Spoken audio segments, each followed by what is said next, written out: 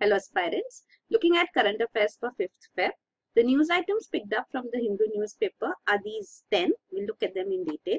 The first one, Center opens gates wider for Tibetans going abroad. So this was actually the front page news on Sunday.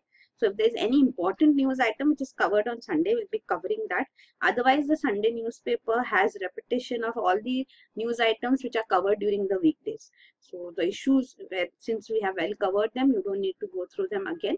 And also the science and tech section on Sundays, which is there, is of specific developments which take place in specific fields with respect to Indian scientists. And these are actually around 3 every Sunday. So if you do this for a year, it will be huge amount of data which may not be beneficial eventually either in prelims or mains. Rather, some general information and idea about terminologies in science and technology and important developments would of course be covered. Otherwise, it is too much of a study for too little. So we are not covering the Sunday papers. So here the news item, Center opens gates wider for Tibetans going abroad. So this is actually regarding the Tibetan refugees in India. Tibetan refugees have been in India for long. They have specifically came to India after Dalai Lama fled from Tibet. So Tibet is actually within China, but they claim to have autonomy. So Dalai Lama is considered as the political leader as well as the religious spiritual leader of Tibet.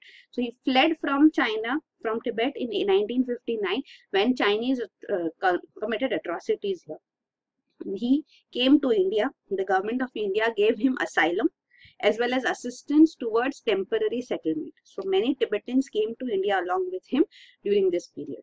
So these are Tibetans in Tibet in exile, a government in exile. You can see the details are given here. So this has been established in Dharamshala in Himachal Pradesh in 1959. So later, Dalai Lama has also passed the political control to a fully elected government of Tibet in 2011. So this is Central Tibetan Administration. So Dalai Lama has also won the Nobel Peace Prize in 1989. He is opposed by China. China has quite often called him for talks, but he is apprehensive, and there has not been any reconciliation which has taken place. So Tibetans and Dalai Lama still live in India. So here you can see the Tibetans policy. What the government does is Tibetans don't have Indian passport, of course, but they have an identity card. So they issued this identity card in place of a passport. Tibetans living in India. And they have a registration certificate also which allows them to stay in India. So there are these Tibetan refugees locations. There are around 45 such regions in India. So they are living there as well as outside these regions. Actually, what has happened is that in 2017, last year, Delhi High Court gave a ruling that Tibetans who were born in India between 1950 and 1987 are eligible for Indian passports. So there has been a rush for applying for Indian passports by these Tibetans. So that is why External Affairs Ministry also notified rules regarding this. It said that Tibetans who are seeking Indian passport, they will have to surrender their registration certificates, which has been issued to them. They'll have to leave the settlements where they have been settled as such, because this registration certificate allows them to settle in these 45 settlements here. They will also have to forfeit the privileges and benefits from the Central Tibetan Administration. So this is Central Tibetan Administration, as we saw, is the Tibetan government in exile in Dharamshala in Himachal Pradesh. It is headquartered at McLeodganj. So this is the rules which have been provided by External Affairs Ministry in 2017 after the Delhi High Court ruling. So now, as we are seeing large number of Tibetans applying for Indian passports, the government has now taken an initiative to discourage them from applying for Indian passports. Means they have eased the regulations for Tibetan refugees who wish to travel and study abroad. You need a passport when you want to travel abroad. So the regulations for them have been simplified for this, and also the relatives of Tibetans living in foreign countries can also come and visit them. This also a regulation has been simplified. So this is the step taken by the government so that the Tibetans do not rush for Indian passports. So this is there. Then next is, it's complicated, says Delhi's notionally unwanted girls. So the economic survey actually talks of this sex ratio of the last child. So what does this mean specifically? You should know.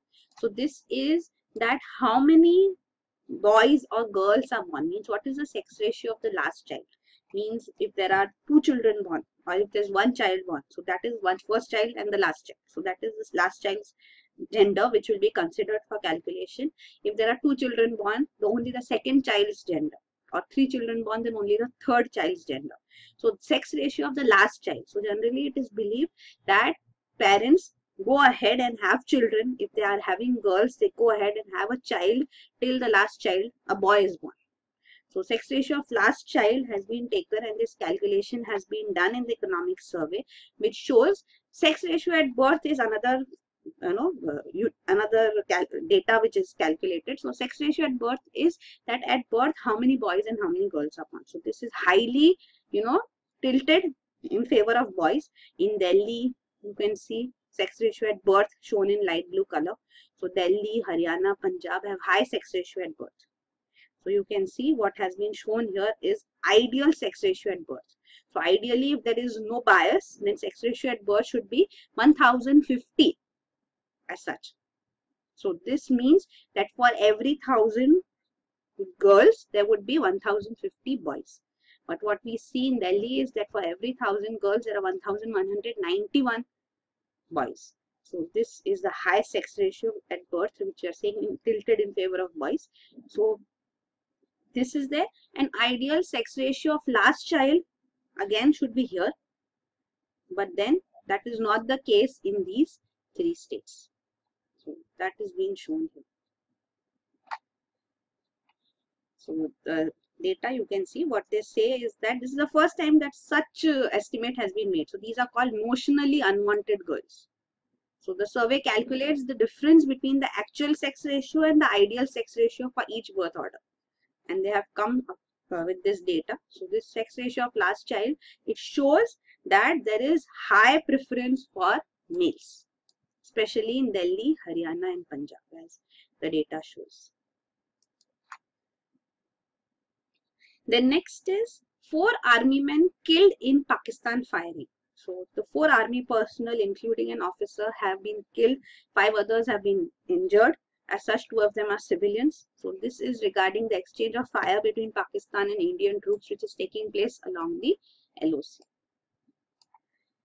The next is Mali government remains defiant amid political crisis. So this is regarding Maldives. There is a political crisis presently in Maldives. Even today's editorial talks about it. So the problem here is that we already have discussed the present president is Abdullah Yameen. And earlier too, we have discussed regarding Mohammad Nasheed, who was the first president of after democracy was established in Maldives a few years back.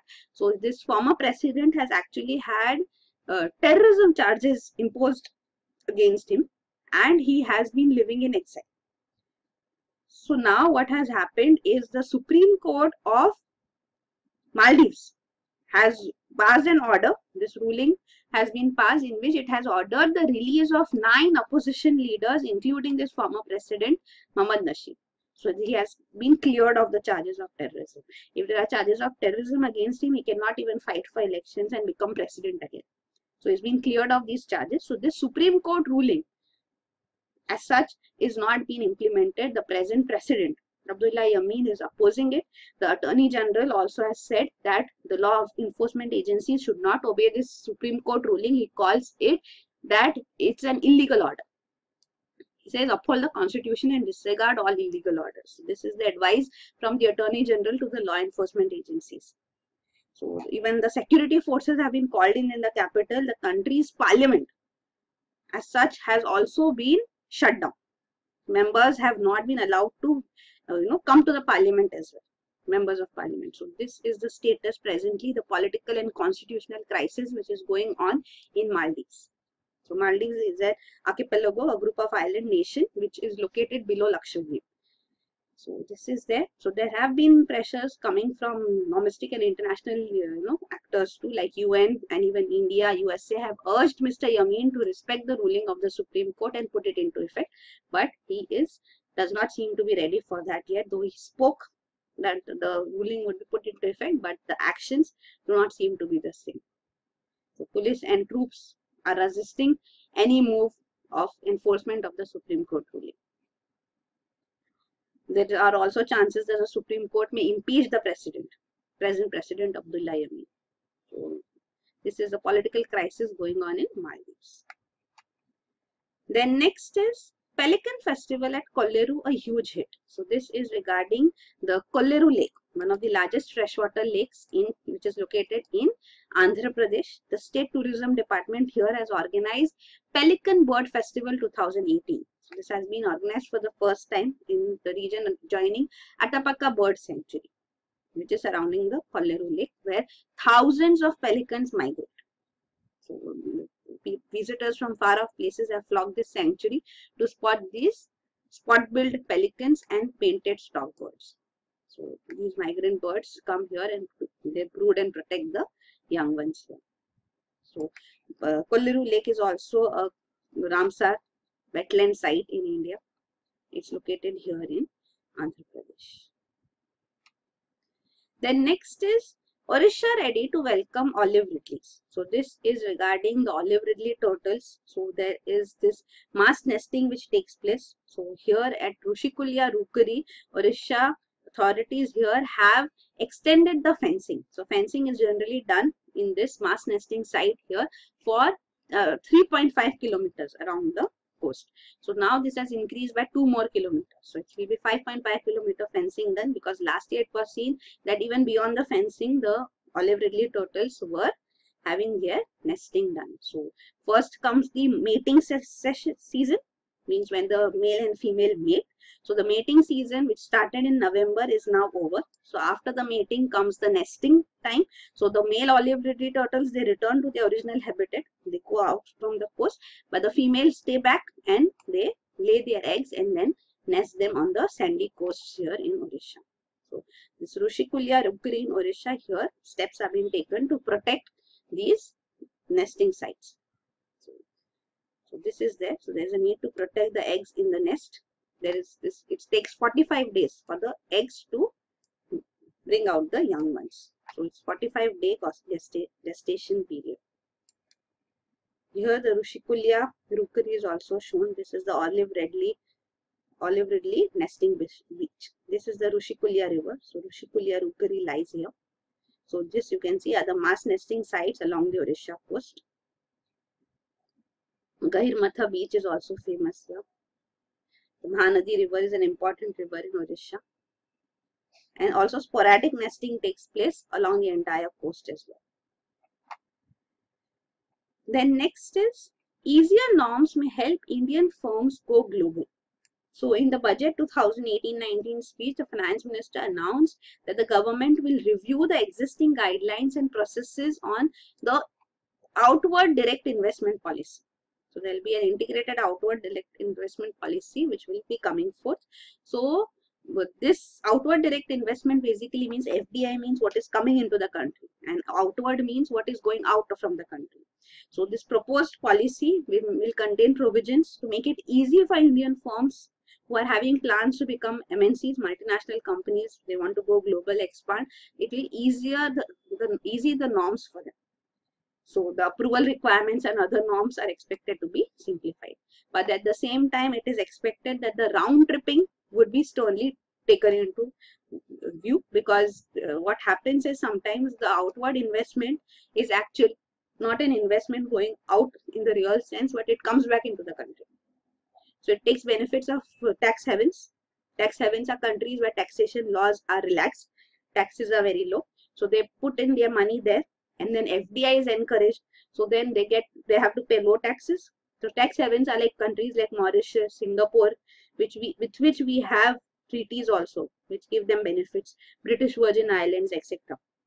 So here we see the money goes into these countries. Since there they have to pay very low tax. With low taxation, they have all their money invested there, and then that same money through another route is brought back into the country. So this is a round trip. And FDI is encouraged. So then again, there will be no taxation demands or huge demands on it. And so this is round tripping. So this needs to be discouraged. So that's what it says, that ODI policy is expected to tighten regulations to prevent round-tripping structures, where funds are routed by Indian-based companies into newly formed or existing overseas subsidiaries and then brought back to India to circumvent regulations here. So currently jurisdiction over outward direct investment is with the RBI. So RBI regulates them, and also the law in place for them is FEMA, Foreign Exchange Management. So this is there. The top 10 ODI destination countries are listed out here. You can see Mauritius, Singapore, US, UAE, Netherlands, UK, Switzerland, Russia, Jersey, and British Virgin Islands. And ODI is being channeled mainly into Mauritius, Singapore, British Virgin, and Netherlands, because these are countries having higher tax benefits. So that's what we spoke of. That is why these are the locations which are favored, and because then money comes back into the country too. So they are also more or less mirroring, means same. In the same way, these are also top sources of FDI into the country. So ODI goes to them too, and then FDI comes from them too. So this shows that there is round tripping from these countries. So that is why regulation will be tightened for them as such too. Here the same data is shown. Outward FDI, though it is an old data, but it more or less reflects these countries. You can see Mauritius, Netherlands, Singapore, UAE, UK mentioned here. And this is round tripping being explained, which we just discussed. Then next is mega health plan may cost rupees 1 lakh crore a year. So this is regarding the healthcare policy which has been announced under the Ayushman Bharat in present budget.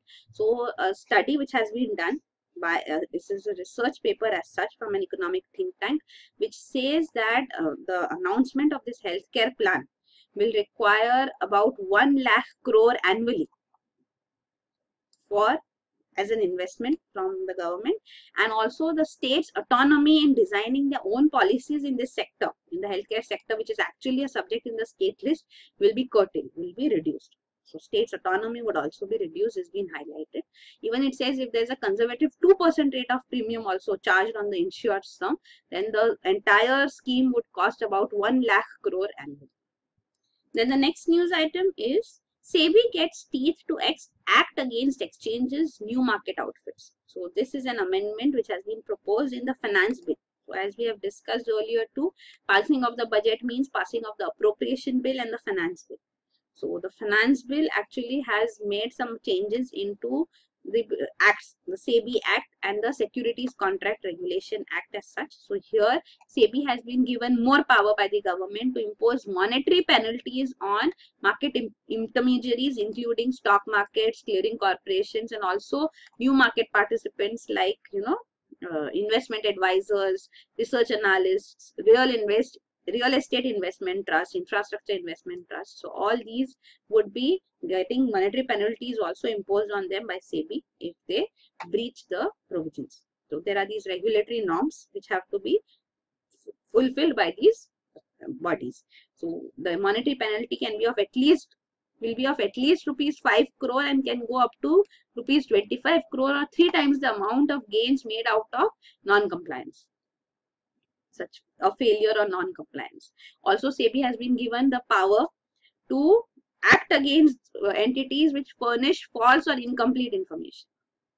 So earlier power was there with Sebi to act only if they don't provide information, but now that power has been extended, and also here also this monetary penalty is imposed for non-compliance as such. Earlier there was only power to censure, no monetary penalty could have been imposed by Sebi, but now with this amendment Sebi can impose monetary penalties too, and action can be taken against entities.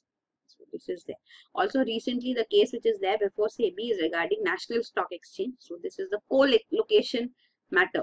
The case of co-location, will discuss what this is whole issue of National Stock Exchange, on which it is said that certain brokers were given preferential access at National Stock Exchange and they had made undue gains.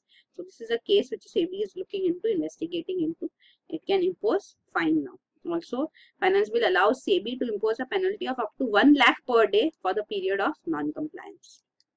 So this is the huge amount of power imposed in Sebi now by the finance bill.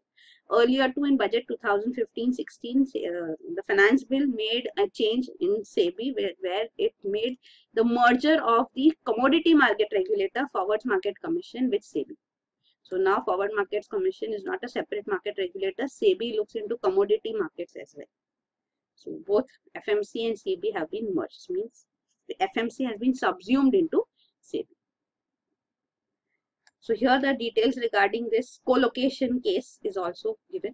So you can see the charge is that some preferential treatment was given to some brokers by National Stock Exchange. So they have, this was co-location arrangement. Co-location means the servers of these brokers were located on NSE premises. So they received sensitive information ahead of others. So this co-location of servers meant they get information before, and in the age of computer trading, a little amount of time also earlier, if you're getting the information, then it is hugely profitable. So this is called collusion of NSE officials with these brokers, and this is undue advantage which they got has been investigated into. Then next is agriculture needs a cure more than quick fixes. So this discusses the budgetary provisions with respect to agriculture. You should know that agriculture sector gives employment to 50% of the total workforce of the country, and it also contributes around 70 to 18% of the country's GDP. So the present budget, it is said that it has chosen short-term results. So short-term initiatives which will give short-term results have been chosen rather than choosing the provisions which will result in long-term benefits. So it is trying to, suppress, it is said, suppress the symptoms rather than administering a cure. So the short-term results will come with loan waivers or increase in minimum support prices. So major provision which has been there is regarding increase in minimum support prices. The long-term cure, according to the writer, is that policies need to change. There is a need to boost credit growth, means loans should be easily available to farmers. Crop insurance should be provided sufficiently. Drip irrigation should be promoted. Warehousing facilities, mechanization should take place of agriculture, and also availability of skilled farm laborers should be ensured. So this will help them more than double the income of farmers in the long run. Also, agricultural target has been increased, so a little in the present announcement. But major development which has been there is regarding the minimum support price. Also, agricultural market has been looked at, that should be further developed. There is a proposal to link 22,000 local rural markets to the ENAM, Electronic National Agricultural Market Platform. So of course this will help in reducing the volatility and stress for the farmers, but it is dependent on how much they have access to this electronic NAM market platform. So minimum support price announcement which is there in the budget is that MSP should be fixed at 1.5 times of all the input costs to protect the farmers as such for all crops. So this announcement which has been done, so the writer here says that the care should be taken that this is not gives too drastic an increase. If it's increased unduly, then the commodity will become uncompetitive in the global markets and unaffordable to mill owners too. So this is a warning which has been given here regarding the MSP announcement. And also another initiative, Operation Greens, is appreciated, in which farmer producer organizations and agri-logistics associations are being promoted. 100% reduction is allowed from taxation for their profits. Companies having up to rupees 100 crore as turnover. But then what it says is there's a need for enhancement of mechanization, drip irrigation and crop insurance, which find no mention in the 2018 budget. So these are the news items. Thank you.